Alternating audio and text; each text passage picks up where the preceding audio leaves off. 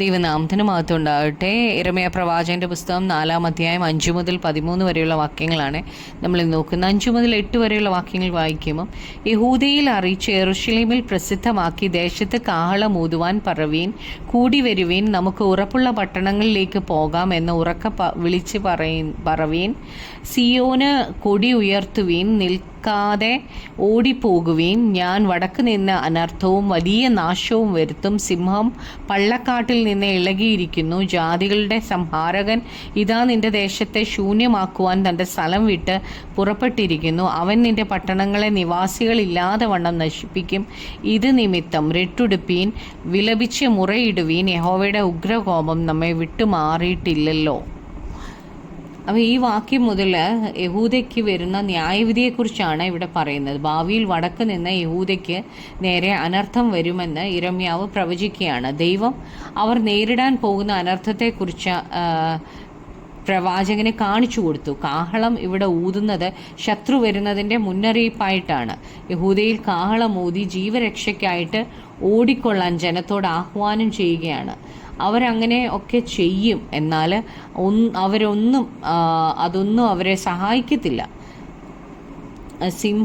കാരണം സിംഹം പള്ളക്കാട്ടിൽ നിന്ന് ഇളകിയിരിക്കുകയാണ്. അപ്പോൾ ഈ പ്രവചനം നിവൃത്തിയാകുന്നത് ബാബേൽ യഹൂദയെ പിടിച്ചടക്കുമ്പോഴാണ്.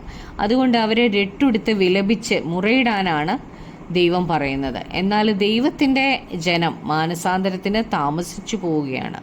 9-ാമത്തെ വാക്യത്തിൽ, അന്നാളിൽ രാജാവിൻ്റെ ധൈര്യവും പ്രഭുക്കന്മാരുടെ ധൈര്യവും ക്ഷയിക്കും, പുരോഹിതന്മാർ ഭ്രമിക്കും, പ്രവാചകന്മാർ സ്തംഭിച്ചും പോകും എന്ന യഹോവയുടെ അരുളപ്പാട്. അപ്പോൾ യഹൂദയുടെ മേൽ ന്യായവിധിയിൽ വരുമ്പോൾ അവിടെയുള്ള ഏറ്റവും ഉന്നതങ്ങളിൽ ഇരിക്കുന്നവർ പോലും ഒന്നും പറയാനില്ലാതെ അവസ്ഥയായി. രാജാക്കന്മാരും പ്രഭുക്കന്മാരും പുരോഹിതന്മാരും പ്രവാചകന്മാരും എല്ലാം ധൈര്യം ക്ഷയിച്ച് സ്തംഭിച്ചു പോയി. സഹായിക്കാൻ കഴിയുന്ന നേതാക്കളോട് ജനം സഹായത്തിനായിട്ട് നിലവിളിച്ചാലും അവർക്ക് ഒന്നും സഹായിക്കാൻ കഴിയത്തില്ല. ദൈവിക ന്യായവിധിയുടെ മുമ്പിൽ ആർക്കും ഒന്നും ചെയ്യാൻ കഴിയത്തില്ല. 10-ാമത്തെ വാക്യത്തിൽ, അതിന് ഞാൻ, അയ്യോ യഹോവയായ കർത്താവെ, പ്രാണനിൽ വാള് കടന്നിരിക്കെ നിങ്ങൾക്ക് സമാധാനമെന്ന് പറഞ്ഞ് നീ ഈ ജനത്തെയും യെരൂശലേമിനെയും ഏറ്റവും വഞ്ചിച്ചുവല്ലോ എന്ന് പറഞ്ഞു. അപ്പോൾ ഈ വാക്യത്തിൽ യിരെമ്യാവ് ദൈവത്തോട് സംസാരിക്കുകയാണ്. താൻ ദൈവത്തോട് വളരെ സത്യസന്ധനായിട്ടാണ് സംസാരിക്കുന്നത്. താൻ കാണുന്ന ഈ ദർശനത്തിനിടയിലാണ് താൻ ദൈവത്തോട് ചോദിക്കുന്നത്, ഈ ജനത്തോട് അവർക്ക് സമാധാനം കൊടുക്കുമെന്ന് ദൈവം വാഗ്ദത്തം ചെയ്തിരുന്നല്ലോ എന്ന്. അത് നമ്മൾ വായിക്കുന്നത് യിരെമ്യാ 23:16-17 നമ്മൾ വായിക്കുന്നുണ്ട്. സൈന്യങ്ങളുടെ യഹോവ ഇപ്രകാരം അരുളി ചെയ്യുന്നു, നിങ്ങളോട് പ്രവചിക്കുന്ന പ്രവാചകന്മാരുടെ വാക്ക് കേൾക്കരുത്. അവർ നിങ്ങളെ വ്യാജം ഉപദേശിക്കുന്നു. യഹോവയുടെ വായിൽ നിന്ന് ഉള്ളതല്ല, സ്വന്തം ഹൃദയത്തിലെ ദർശനമത്രേ അവർ പ്രവചിക്കുന്നത്. എന്നെ നിരസിക്കുന്നവരോട് അവർ നിങ്ങൾക്ക് സമാധാനം ഉണ്ടാകുമെന്നും യഹോവ അരുളി ചെയ്യുന്നു എന്ന് പറയുന്നു. തങ്ങളുടെ ഹൃദയത്തിലെ ശാഠ്യ പ്രകാരം നടക്കുന്നവരോടൊക്കെയും നിങ്ങൾക്ക് ഒരു ദോഷവും വരികയില്ല എന്ന് പറയുന്നു. അപ്പോൾ കള്ളപ്രവാചകന്മാർ യെരൂശലേമിനോടും യഹൂദയോടും പറഞ്ഞ വ്യാജവാക്കുകളാണ് ഇവിടെ പറഞ്ഞിരിക്കുന്നത്. ഈ ജനത്തിന് ഒന്നും ഭയപ്പെടാനില്ല, ദൈവം അവരെ കരുതിക്കൊള്ളുമെന്ന് പറഞ്ഞ് അവരെ പോഷ്ക്ക് വിശ്വസിക്കുമാറാക്കി.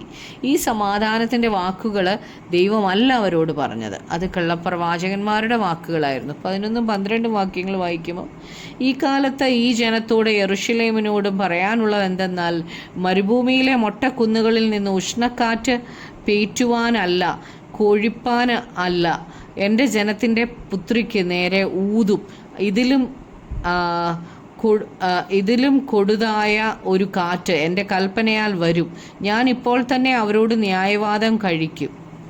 ഇപ്പോൾ സമാധാനം വരുമെന്ന് കള്ളം പറഞ്ഞതുപോലെ അവർക്ക് സമാധാനം ഉണ്ടാകത്തില്ല. അതിനു പകരം ദൈവം അവരുടെ മേൽ യുദ്ധം അയക്കുകയാണ്. ഉഷ്ണക്കാറ്റ് പോലെയും ശത്രുവിനെ ശക്തമായിട്ട് ഈ ജനത്തിൻ്റെ മേൽ ദൈവം അയക്കും.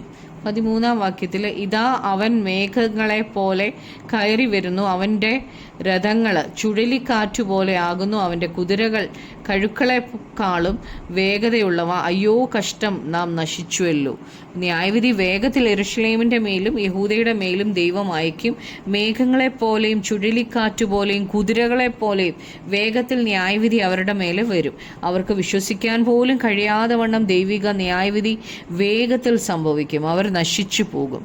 നമുക്ക് പ്രാർത്ഥിക്കാം. കർത്താവായ യേശുവേ, അപ്പോൾ ആ ന്യായവിധി വരുന്നതിന് മുമ്പ് കർത്താവെ രട്ടുടുത്ത് വിലപിച്ച് മുറയിടുവാൻ, കർത്താവെ അങ്ങയുടെ കോപം മാറിപ്പോകുവാൻ തക്കവണ്ണം കർത്താവെ ദൈവസന്നിധിയിൽ കരയുവാൻ ഞങ്ങൾക്ക് കൃപ തരണമേ.